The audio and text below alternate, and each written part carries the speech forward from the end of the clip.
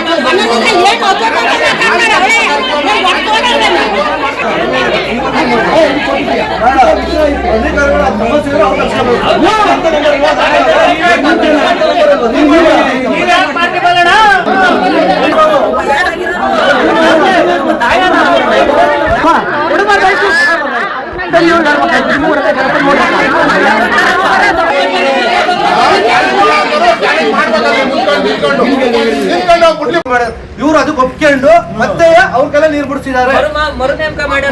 ಇವರು ಪಿಡಿಒ ದೊಡ್ಡ ಪ್ರಾಬ್ಲಮ್ ಇದೆ ನಮಗೆ.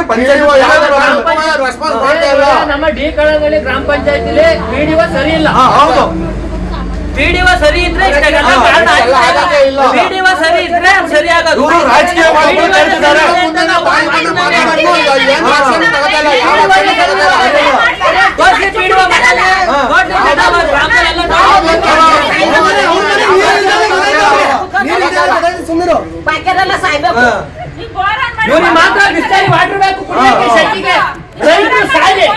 ಅಷ್ಟೇ ಆಗಿರೋದಿಲ್ಲ. ಈಗ ನೀಟಾಗಿ ಮಾತಾಡ